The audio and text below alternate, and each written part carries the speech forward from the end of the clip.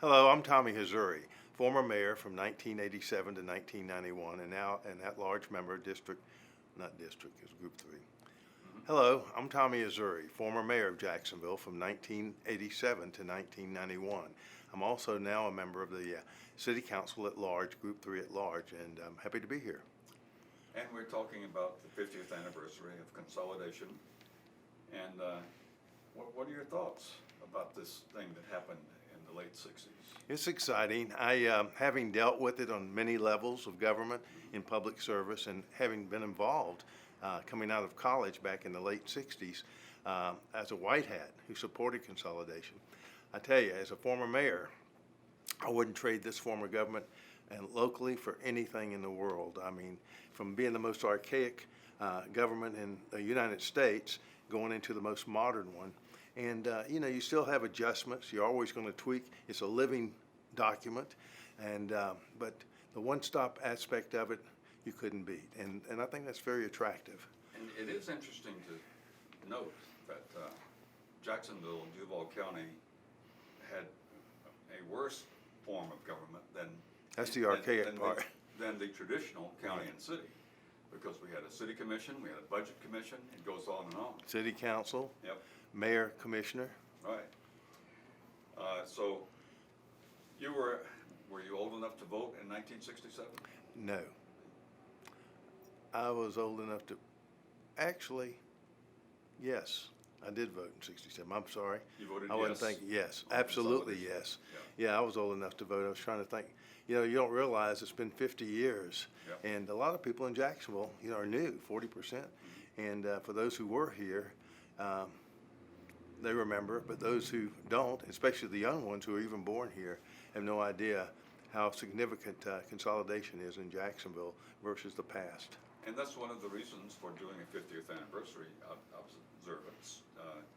It's partly education. It certainly To is. tell people what they've got that they didn't even realize they had. Yeah, we're used to it now. Yeah. And like I said, you can tweak it.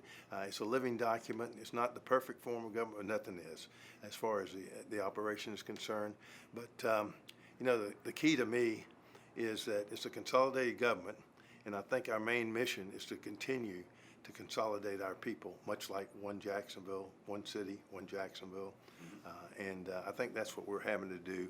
Consolidation means not just in the form of government and services, but also the people, that they rally behind what a good government we have. Otherwise, we wouldn't be having the Jaguars, Better Jacksonville, clean air, tolls, all those things I think are a part of our being able to operate as one entity.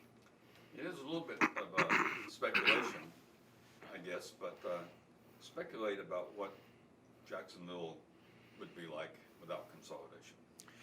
It'd be, if people don't like the way the government is run today, notwithstanding the form of government, I mean the way politics is business as usual for most every municipal and state and local and national government, you would have a city, and primarily of African Americans probably, or minorities, and at the positive side of it, and we already have had an African American mayor. You would have, had an African American probably mayor then, which was no problem. But there was a flight all over the country to the suburbs as the suburbs became bigger and bigger.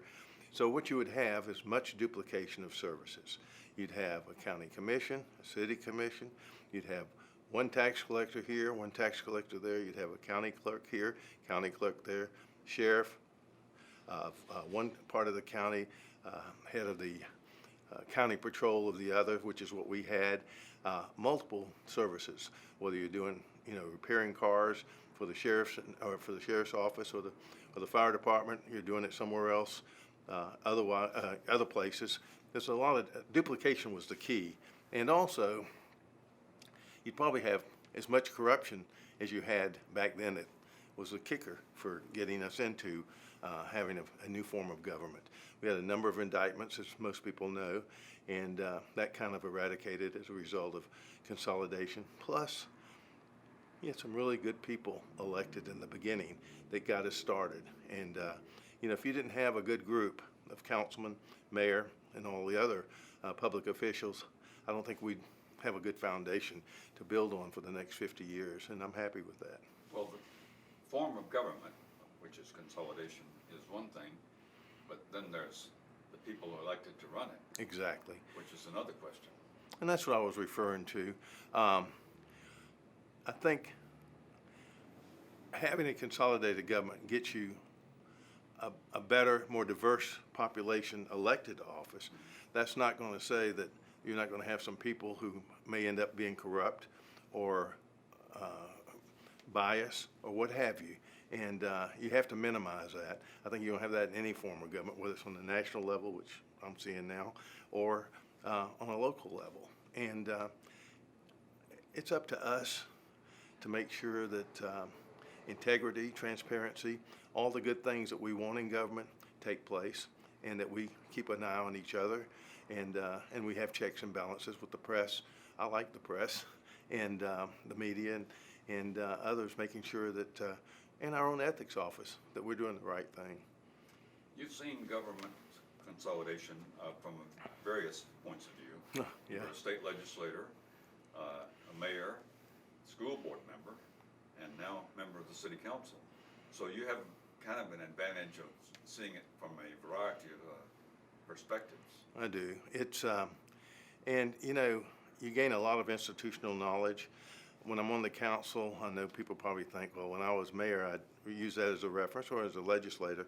Some may mock that a little bit, but that's my history.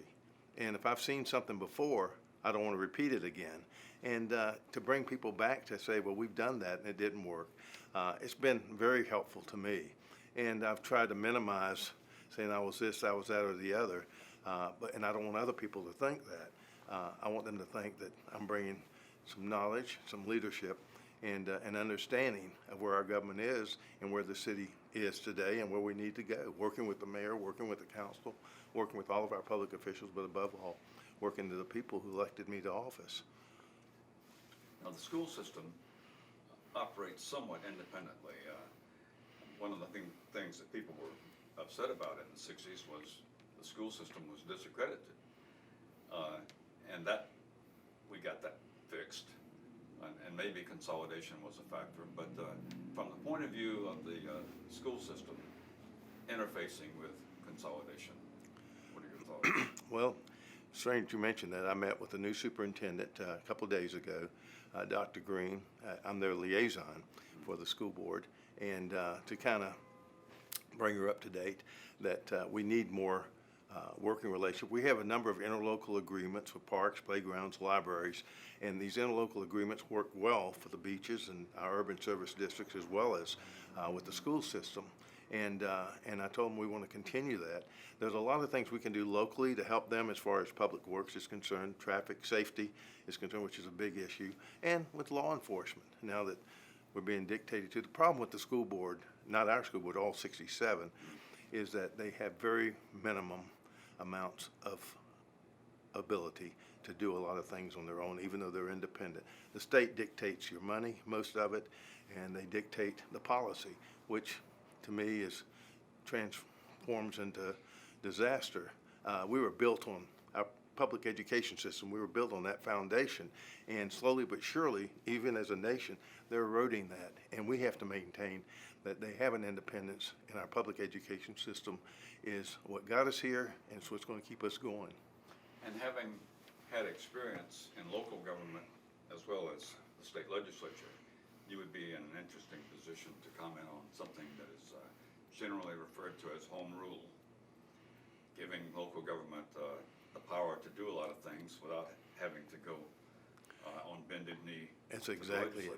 legislature. And that's true. I remember being in the legislature on community affairs was the committee at the time. All the local issues that had to be done by the state came through our committee. For us, in some issues, in some instances, we'd have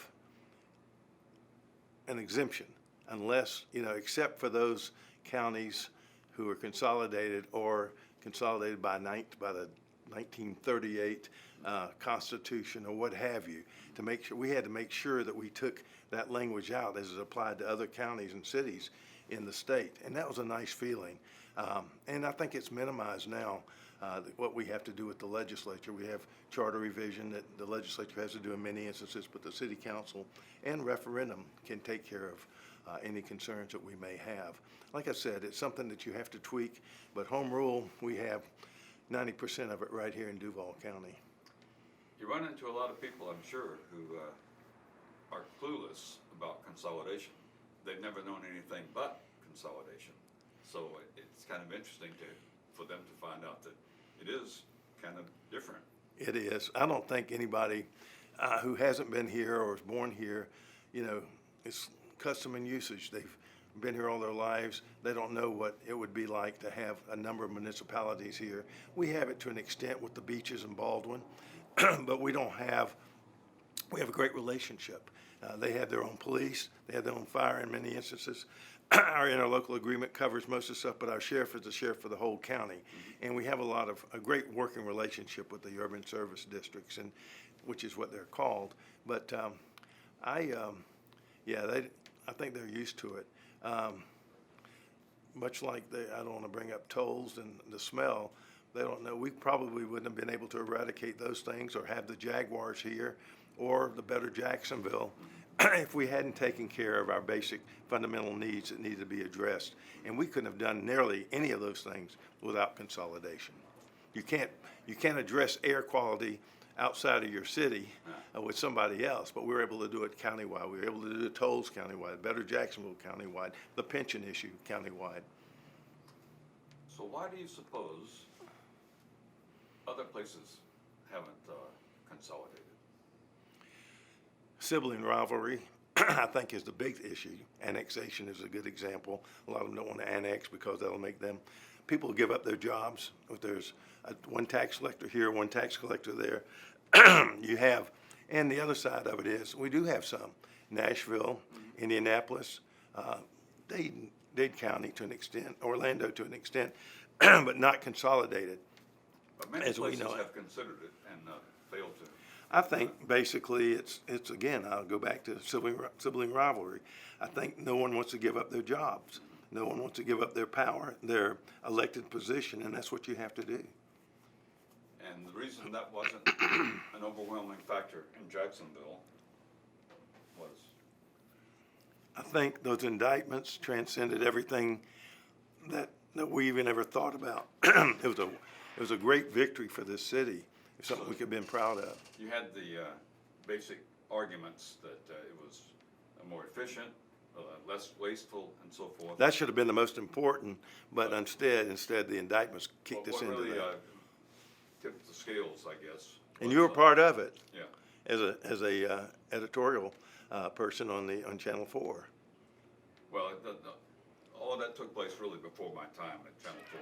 But, No, but you but you ran with it as being a part of that. I think it's a factor Thank you. that you can't overlook. That it wasn't just the basic good government arguments. It was people going to prison and so forth. And unfortunately, even with consolidation, they could very well still be going to prison. And but that's something, again, that's individual. It had nothing to do with consolidation. It's called greed. It's called a number of things. And consolidation is all about setting up a better, more efficient government, but there's no guarantee as to the quality of people elected to office. And I think that's true, very true, being the person I am on the national level, somewhat on the state level, and certainly on a local level. Mm-hmm. You're not just dealing with 67 counties, you're dealing with hundreds of municipalities as well. And a lot of those, for example, in South Florida, how would you like to have 30 little Jacksonvilles in one county? And that's what they're experiencing. They like it. When you were mayor, what things happened that you think would have been a lot more difficult if we didn't have consolidation? I think hopefully I addressed that. When I mentioned getting rid of tolls, it took a countywide effort. Getting rid of the smell in Jacksonville, which gave us a reputation that no one wanted nationwide. Having, even after me, getting a vote for Better Jacksonville for the pension issue.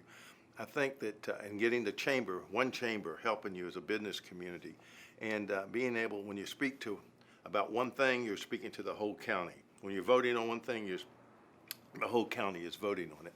And so It's not like you have to go and nip and tuck every little entity in the city. And again, I don't think you would have a Jaguars here.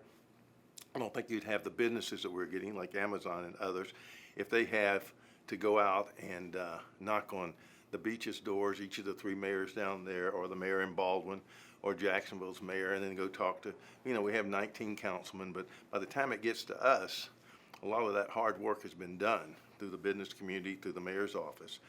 And I don't think you could have done many of these things if you'd had the old government. Not at all.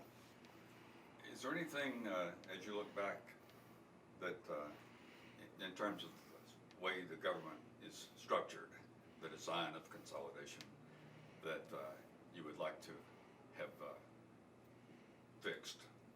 Some things that maybe in hindsight you think could improve it? You'd have to really sit down and put your thinking cap on.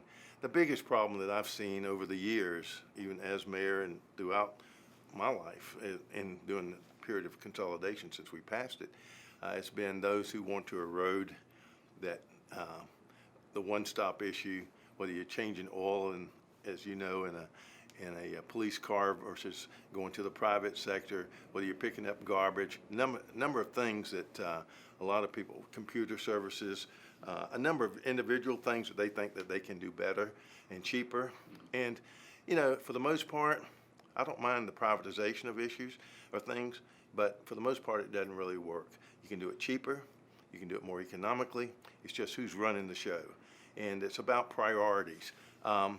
There's some that I think that have I don't know, they think that they can be done differently. We have three responsibilities as a government on every level: health, safety, and welfare of the community. Those things you can't privatize. You can't privatize the Asiatic tiger mosquito when we had hundreds of tires in Jacksonville and water that's inside these tires and giving us diseases. You can't privatize your garbage service to the extent that we don't have control over it. That's your health. You can't privatize your police, your safety. And I know people think that, well, we're putting all this money into public safety. Every city, every county, every state, they all do. It's just how it operates. Could you imagine one day without a county police force? And I hate to say it, police force, like it's some Gestapo. It's not. But not having anybody fighting crime on any given day. We don't want to become a Chicago like we experience and what we've seen. But we know that you elect good officials, good sheriffs, good mayors, good public officials, then you're going to get good government.